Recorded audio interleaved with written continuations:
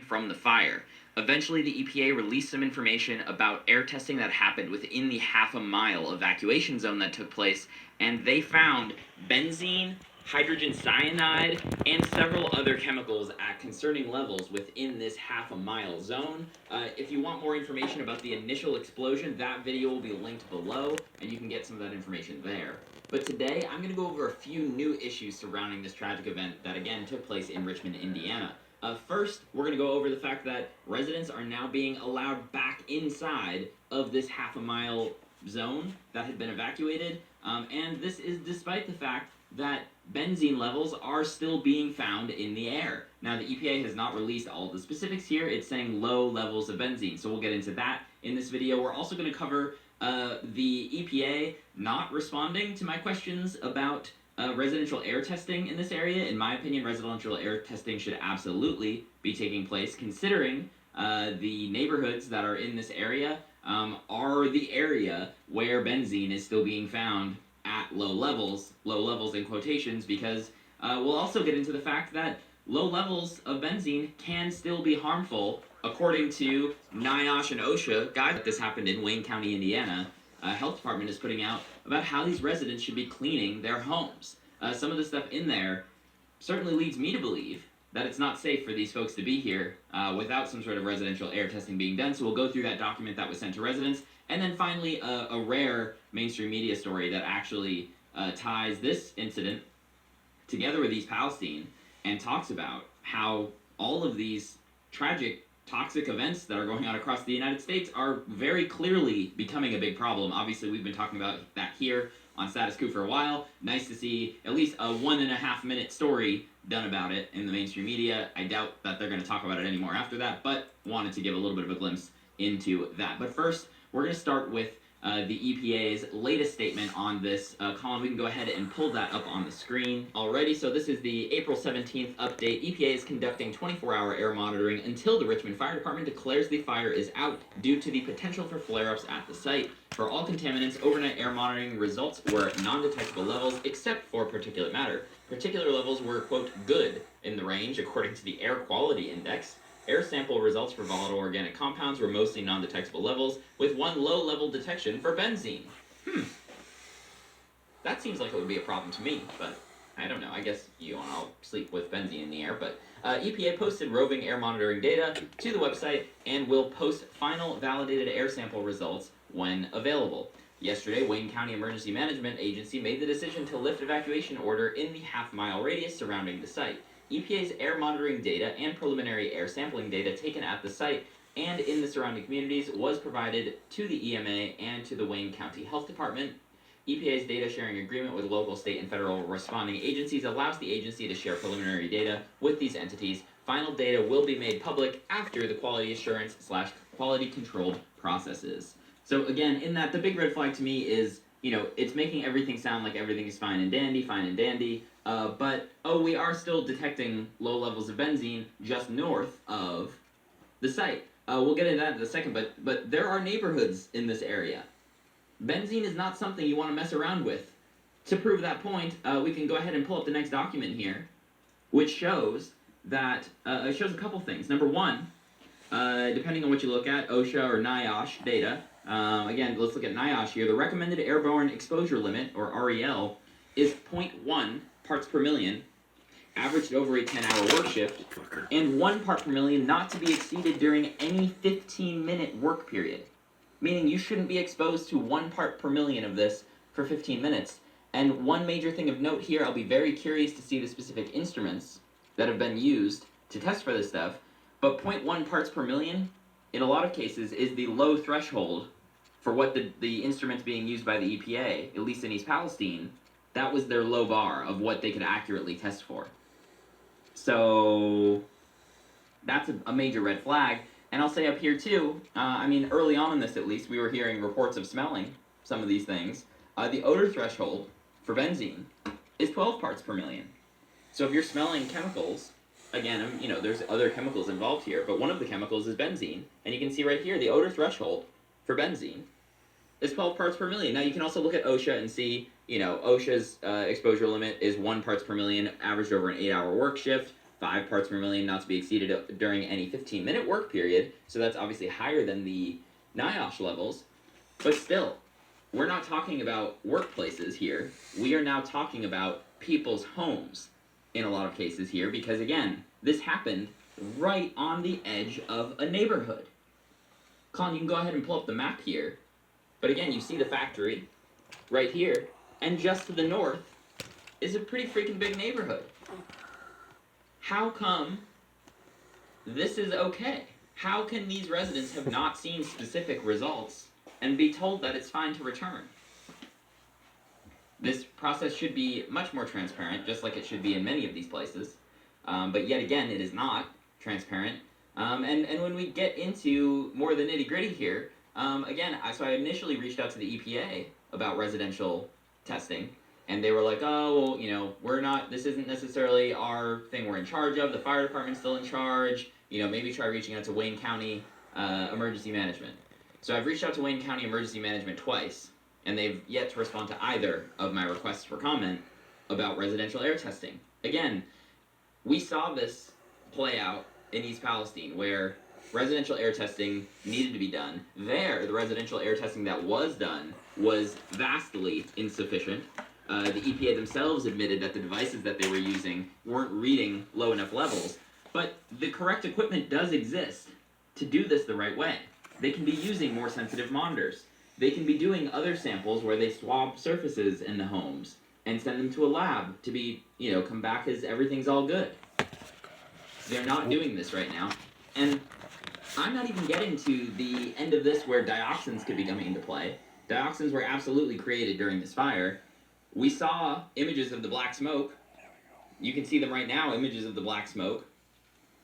That went right through this neighborhood. Right over it, right through it. Dioxin's heavier than air. We've covered this before, and it will settle into some of these areas. So not only is residential air testing not being done, there's been zero conversation about dioxin testing being done as well. And sure, this is impacting a smaller area, although it will impact folks outside of this half-a-mile zone for sure. And again, credit to the mainstream media clip we'll play at the end here. They talked to somebody who was 4 or 5 miles away and talked about the effects that it was having on him, in this case in Indiana. So again, this affects outside of the half-a-mile zone, but we don't even know the impacts of what's happening inside that half-a-mile zone because tests in these homes hasn't been done. These people left real quickly. It's not like they sat there and taped up their windows before they left. This stuff will get into your home. And I would say that it sure seems like they know that it's gotten into the homes because the next end of this, the next part of this, relates to the document that the Wayne County Health Department, again, where this happens in Wayne County, Indiana, is sending for how to clean your home when you return. Colin, you can go ahead and pull that up. We'll start with just a brief thing on the outdoor debris removal because people were having stuff landing, actual pieces of the building, big piles of debris and whatnot. Not big piles, but parts of the debris landing in their yards quite a ways away, in some cases miles away from where this fire happened. And officials early on warned not to touch it because of the potential for asbestos in the building, which is a part of this we haven't really talked much about, but I'm going to read a little bit of the outdoor debris removal first. So do not move or try to clean up any suspicious debris left from the fire. To register for the property for debris removal, fill out this form here. To clean surfaces outdoors, use a regular garden hose to wash ash, soot, and dust off of the item. If visible residue remains, use a mild cleanser with a damp cloth to clean. So they don't want you touching any of this stuff because of the potential for asbestos and whatnot. That is nice that they actually have people coming out to clean it up the appropriate way. So that is a good step here. But when we scroll further down this document, I'm going to read through all of the cleaning the interior parts, and you'll see for yourselves here. So, to ensure thorough cleaning while protecting skin from strong household detergents, because that's what they're worried about, the detergents. Wear gloves during cleaning a property's interior. Wipe down any items that appear to have visible ash or dust, and be sure to clean frequently touched items such as light switches, remotes, food prep areas, and children's toys. After completing the cleaning, wash hands thoroughly with soap and water before removing the gloves. Hard surfaces. Clean hard surfaces, including the inside of cabinets, drawers, closets, using soap and water. Wash pots, pans, and flatware with soap and water, rinsing thoroughly. Use soap and water to remove visible soot from walls, floors, and furniture. Visible soot on walls, floors, and furniture. But there hasn't been residential air testing done? but they're having to give instructions for how to do that? We'll continue here. If washing walls, start in small sections. Floor up to prevent streaking. Wash your ceilings last. If your walls have wallpaper, do not overly wet the walls. Commercial paste can help glue down any sections or edges that come loose. Soft surfaces, and this part is what shocked me the most here in a second. Clean soft surfaces, including carpets and rugs, by first vacuuming up visible residue. Air out the home during vacuuming. Do small amounts at a time and take frequent breaks. The fact that they're telling you to vacuum small amounts at a time and take frequent breaks because of whatever the hell has ended up inside of these people's homes is outrageous. I mean, I hope that this is them overreacting, but how would they know if they haven't done residential air testing? I haven't seen anything on residential air testing. I've asked the EPA about residential air testing multiple times. They have not responded to that question at all. They just ignore that part of whatever question I put in. I've reached out to Wayne County Emergency Management on multiple occasions and received 0 responses from them at all. At least the EPA will respond to me. How are these people supposed to feel comfortable going back into their home and needing to be careful with while vacuuming and air out the house while they're doing it and only vacuum small sections at a time? But that's fine. That's normal. That's all good. They don't need to worry about a residential air test. Half-mile evacuation zone, we don't need that anymore. Keeps the light in. That seems fairly ridiculous to me. The laundry items is pretty straightforward down below. But man, those cleaning instructions, to me, say that things inside of these people's homes aren't right. I'm working on trying to connect with some folks who actually live in this area. If you live in this area, if your home is in this area, I would love to chat with you. Please email us, info@statuscoup.com. If you're on Twitter, you can also DM me at LewisD217 on Twitter. I check those, so feel free to reach out there. Even if your home is fine. If your home is fine, I hope it's fine. Please reach out and tell me, actually, I walked in, none of that stuff that you just talked about with the household cleaning stuff was necessary. I hope that is the case for you. I'm not that optimistic, unfortunately. I would imagine, based on those images that we all watched, of the toxic smoke plumes creating a, quote, limitless spectrum of chemicals, according to the expert that I'm speaking with, blowing through this neighborhood and beyond, you're going to have some issues that are going to need to be dealt with. The last thing I want to get to here, we've got this story that ran on NBC News, actually tying what is happening in Indiana together with what is happening in East Palestine still, the ongoing cleanup in East Palestine still, tying these two locations together. Colin, go ahead and play that next clip. From that massive fire in Georgia to a chemical spill near Philadelphia, the train derailment in East Palestine and the plastics fire in Richmond, Indiana, fear of the unknown is most terrifying.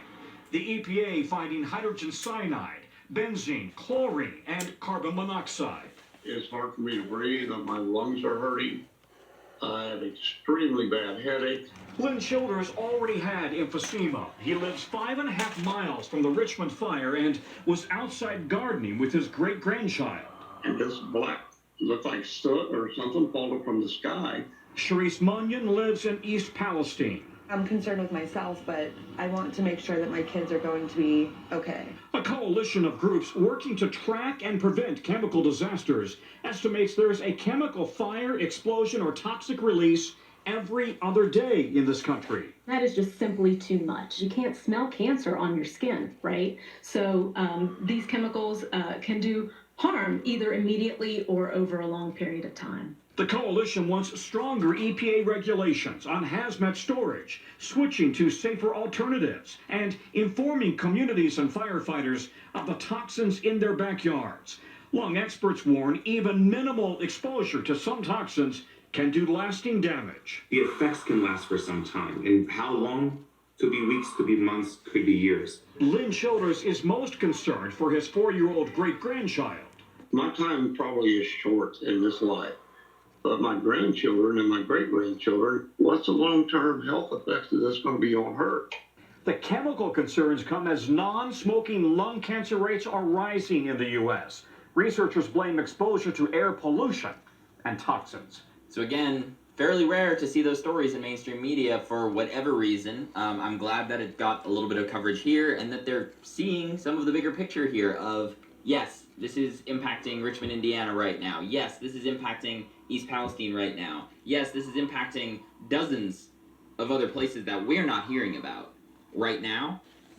But what can be done to prevent this in the future? What can be done, like that older gentleman was saying there, to make sure that kids who are in these areas, who have no fault of their own involved with any of these things, are protected and not getting cancers at alarming rates in the future? Again, when you see these things in East Palestine, vinyl chloride, butyl acrylate, all these other things, the chemical byproducts, many of these things are carcinogens. I hope it's not the case, but in 10 years, how many people in East Palestine are going to be dealing with cancer and other long-term health effects? How many people, you've seen Jordan's reporting in Flint, he's getting ready to go back very soon. How many people in Flint are still very sick, have rare forms of cancer, have died since then, who are people who should not have died at this stage in their life? So this is a much bigger issue than just these individual locations that we're talking about. This is something that is much, much bigger. There needs to be a lot more pressure put on local, state, and the federal government to make sure that people know what is being stored in these facilities near their homes, what is being kicking the can down the road as far as infrastructure projects that, if something goes wrong, could lead to one of these disasters in your town, my town, or anybody else's town across the U.S. We're going to continue to provide updates on this. I mentioned Jordan's getting ready to head back to Flint in the next couple weeks. I'm getting ready to head back to East Palestine again in the next couple weeks. If you're able to support our reporting both on the ground and while we're away at home off the ground here, please consider becoming a member. Statusquo.com/join is the main way to do it. If you're just seeing us for the first time here, press the subscribe button. Jared live, status quo. Apologies, a little bit late. You know the drill when you have a newborn and a dog that needs to be walked. Not enough hours in the day, but here and quite a lot going on. And we are continuing to follow up on both the East Palestine disaster, which honestly is a capital C cover-up, in my view, as well as the Indiana plastics plant that had a major fire last week. And now, poof, suddenly those who have been evacuated can come home because the air is fine, the EPA tells us. So we'll get into that a little bit later. I just released a Substack piece that is related to this story that we're going to get into today. About a week or two ago, I started hearing, and smash that like button, by the way, so we can get more people and more eyeballs on this. We already have 100 people watching, but as many people who press like, the more people will see. So thumbs up right under the video and share this live stream. So about a week or two ago, well, let me start over. So for those of you who've been watching, you know that February 3rd, a Norfolk Southern, a massive train, between 150 and 200 cars with a lot of toxicants, highly flammable chemicals, derailed. Then 3 days later, Norfolk Southern, according to them, vented and burned 5 cars of vinyl chloride. I'm looking into that because, frankly, I don't particularly believe that those were all vinyl chloride. I think other things were burned as well. But let's stick with the 5 cars of vinyl chloride. Vinyl chloride, you could just look it up, highly, highly toxic, highly flammable, causes several forms of cancer, particularly liver cancer, also known to cause brain tumors and other health problems, issues with reproduction for women, etc. So they exploded the vinyl chloride, and according to the EPA and Norfolk Southern's contractor, who have been testing in East Palestine since then, we have shown you why, and Lewis has shown you, particularly Lewis has been doing amazing reporting, why the testing is highly questionable. We'll say that, highly questionable. So they've been saying they're not detecting vinyl chloride in residents' homes, etc. So about 2 weeks, maybe 3 weeks ago, I started hearing from certain residents that it was very difficult to get their urine tested for vinyl chloride. some health providers were not providing it and saying they're not really allowed to because the CDC, which Center for Disease Control, I call it the Capitalism Defense Center. I think they did horrendous when it comes to COVID, but that's a different story.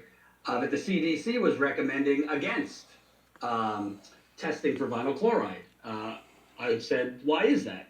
So I looked into it, and obviously the caveats, I'm not a chemist, I'm not a doctor, Lewis isn't either, but we cover these environmental catastrophes enough that we talk to experts and have accumulated enough knowledge to talk about this. So I said, why would the CDC be talking against residents getting tested for vinyl chloride? There were other chemicals and toxicants that were in those cars and leaked, but vinyl chloride, as far as we know, was the most dangerous.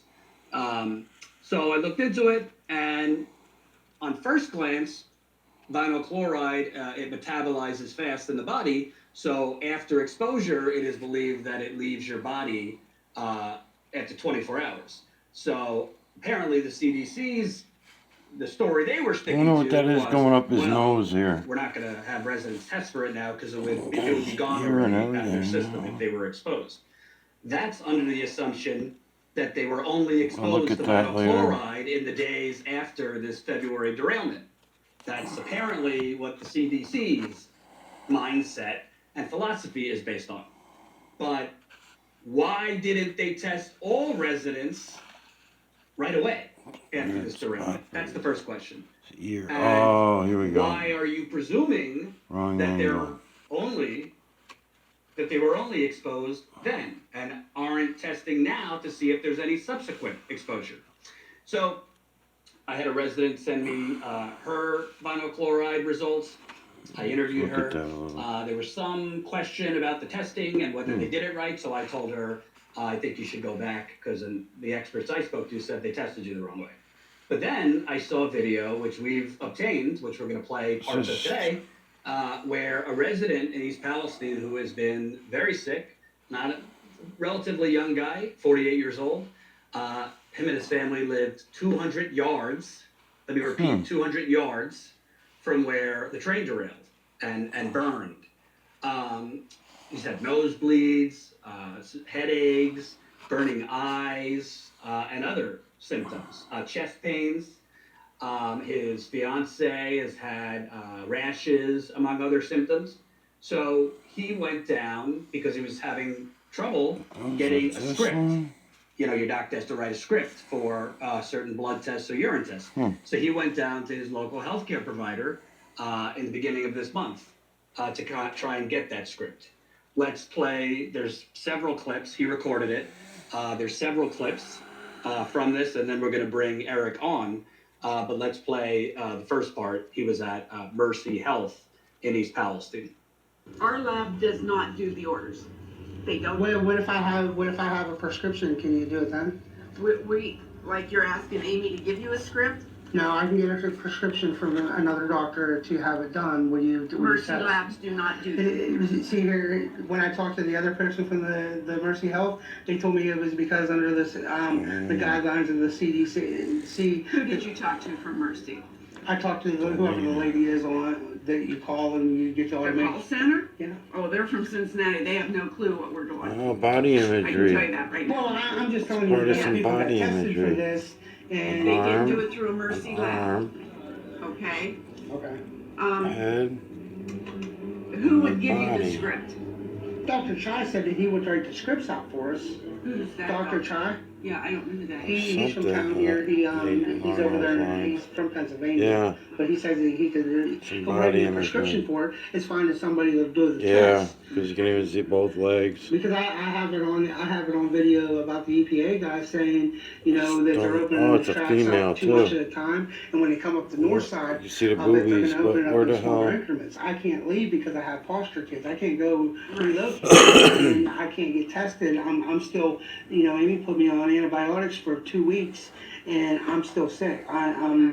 Like I had blood coming out of my ear, I had got bloody noses, my sore throat, my lungs are completely damaged. I wanted to get a CAT scan on that. I have a nodule on my lung from before because I got asthma, and you know, Lori come down here, my fiance, and she was tested for chemical dermatitis. And There we go. The diagnosed, not the thing. Starting to get her. It's like we're like 200 yards away from this, and I can't find nobody that'll test for the benzene, and, you know, and the vinyl chloride.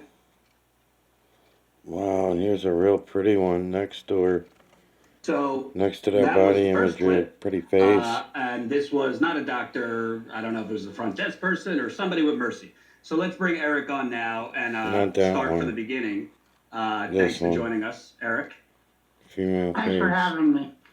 Absolutely. This one's ugly. So let's start from the beginning. You live Right next with to your this family. really ugly You said you image have some here. foster children. Look. Very close. I had 3 before She's this. not bad looking. And when we went down the first evacuation, I'm at a treatment facility home. They had some behaviors and were removed from my home. Yeah, and These were she's got a kids I had neck for too. 3 years. 3 years. The one all I had to do was go to court and sign the adoption papers. Wow. Yep. And you said they were removed. But she's next to Because this of evil the looking image. thing. You know what? It was because Let's see, we were part of taken the from our face home. right there. The home Turns was a into the safe male place. face. I have cameras Right in here, all the nose common right here. areas in my home. That's why they was taken. They keep on asking me, and under HIPAA law, I can't really go into too much detail But about that it. female But face. they keep on asking me down at the help Not center bad. why was they removed, and I keep telling them Try to because their crop train her. derailed, and that's all they needed to know. Right. So 200 yards, the train is basically on your property. It's Not bad. 0.3 miles. Okay, got it. And you, right after, I mean, And talk about the this smell, body the image. immediate symptoms, what happened? Oh, yeah. The Quite a immediate few symptoms were ways. your eyes were burning, nose Get running, her. sore throat. It The might be. headaches I'm were sure it excruciating. goes male, female, Still to male, this day, female, if I but leave town I still for a couple can't hours get and come this. back in, I Can't have put it with splitting anything headaches yet, again. really. It's like I could we put went it to with an Florida arm, because as an we had our arm, house, this the inside of it, angle, maybe this tested one, through JS Held. to go with this arm. When I came back from Florida, or when I was in Florida, the second day I was there, it was like a detox. I got so sick, I slept for 24 hours. My body was shaking. I was in cold sweats. I couldn't leave the hotel room. After a while, I started feeling better. And then when we came back here, as soon as we got back into town, we both had headaches again. And, you know, Lori, which is my fiance, started getting rashes again. So I started getting worried. I did. I did a lot of research on what's going on. I've talked to a lot of people, and it's, you know, I talked to Miss Walker, which she sent your results, and she tested positive. I figured if she tested positive, I better go get tested myself because it's an expensive test. Your insurances are not covering this test. It's $900 for this test for the benzene and the vinyl chloride. So you have I can't test my whole family. Yeah, you have to pay. Well, you don't have to pay out of pocket. I mean, they bill you, but it's still good. You know what I mean? It is what it is. You better show some proof of insurance, or they're going to bill you right there on the spot. I showed, I was on workman's comp, so I had a Care Source card, so I showed them that. Care Source don't cover it, so I get billed for it. Right. And you were there right when it derailed, controlled burn. You left for a little bit and then came back. Yes, sir. Yes, sir. I talk about your fiance. She's had rashes. What else? She has myasthenia gravis, so she has an autoimmune disease already. She has a pacemaker and defibrillator. Her rashes is anytime she touches any surface, she gets a rash. She was very active. This has made her almost bedridden.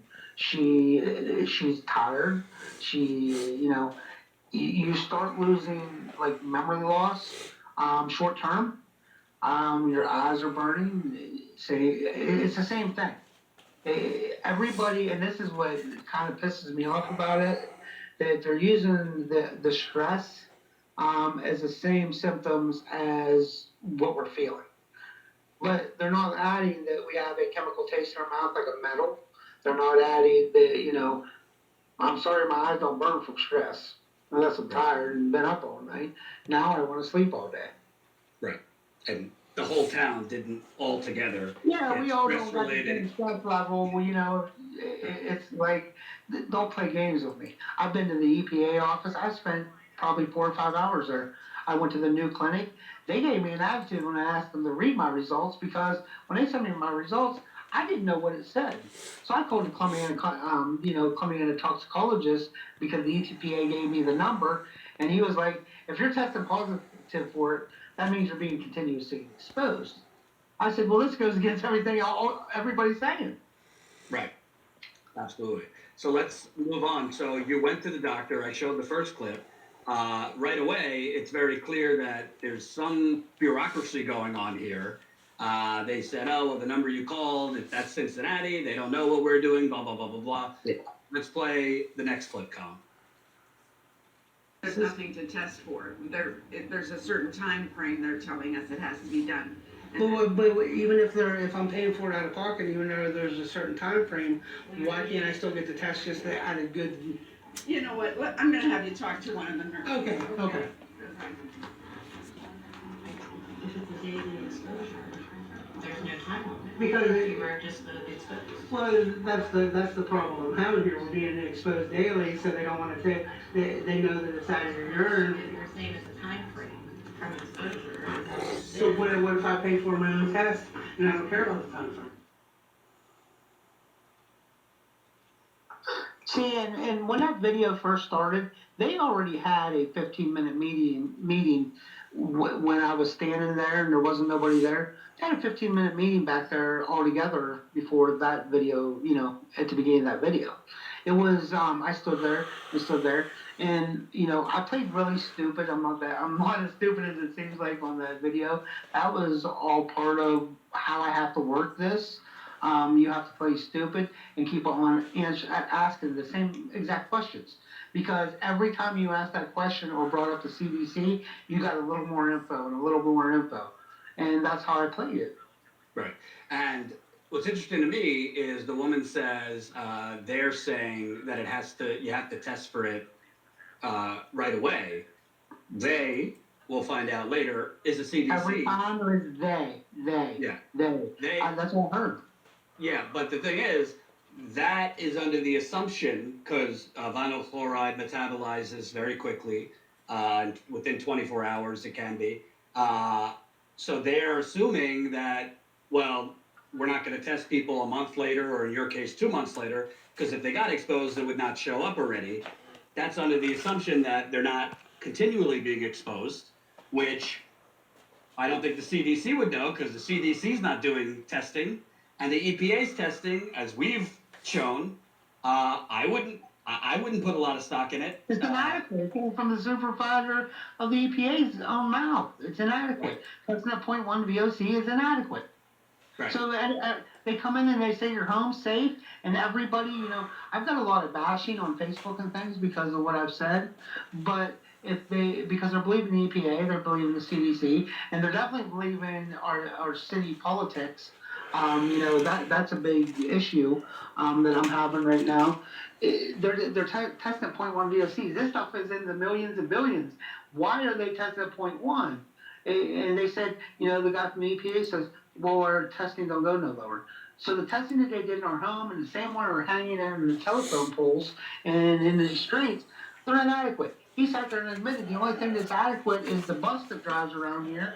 And if you go down to the EPA office, it goes down one lane, one spot, turns around and comes back to its destination. That's how it works. I want to play for the audience, Colin, if you have that clip, so we know what you're referring to. Lewis has talked a lot about this in his reporting, but at a community meeting, I think at the end of March, an EPA official basically acknowledged that the equipment they're using to test, he was saying specifically for butyl acrylate, but Lewis's reporting shows it's for other things too, that their equipment is actually not capable of picking up certain levels of the contaminants that they call low, that even if they're low, can still cause health problems. Let's play the EPA official acknowledging this. The machines, both machines that were used in homes and the machines that are hanging on the telephone poles, some of those are multi-gas meters where we can see hydrogen chloride and carbon monoxide, and a bunch of other gas sensors. But they also have that photoionization detector, which is that all organic heat. It goes down to 0.1 parts per million. Now, the problem with that is our vinyl chloride action level is the long term was 500 parts per billion, which is 0.5 parts per million. So just above that level of detection, right? The butyl acrylate is after the emergency phase, we drop that down to 20 parts per billion. So we can't see that lowest level of that machine. All right, that's important. But you can smell butyl acrylate at much lower levels. So yes, there is a chance that that chemical could be present, and we don't see it with that machine. You need to understand that, right? Butyl acrylate, yeah, butyl acrylate's an irritant, right? It can cause some of the symptoms that people have presented.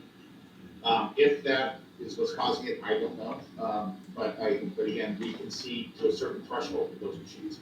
But every time we go, they say something about it, they both your pet, your house tested with this little machine, and it's like, and I know, doing my research, that machine doesn't mean anything.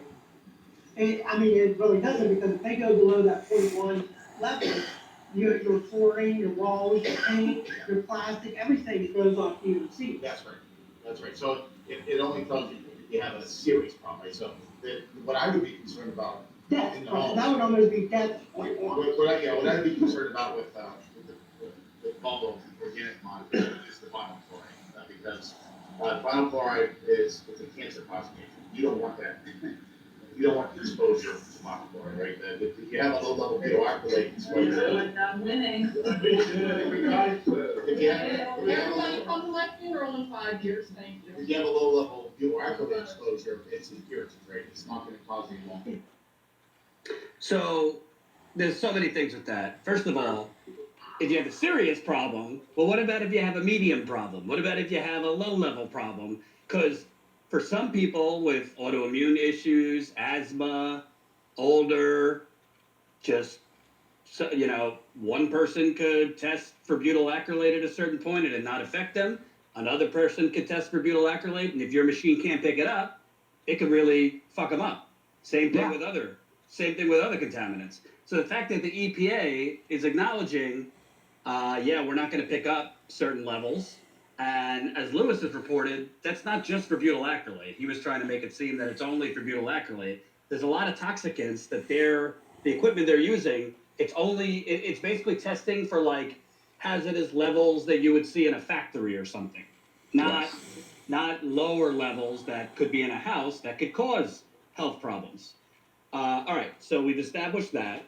We've established that they're telling you, we're told that there's nothing to test for because you only could test for vinyl chloride after the initial exposure, which they're basically saying the only exposure we're considering is right after in February. There is no problem. We're not detecting vinyl chloride, so we're not going to test you for it.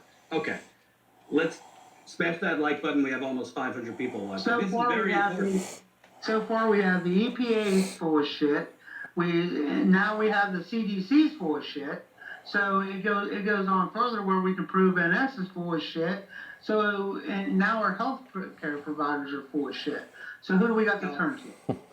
So I think this is really important. It's a crime that this isn't being reported in the media because, at the end of the day, people cannot make decisions for themselves and their families if they don't have real information. And that's not just East Palestine. This is everywhere.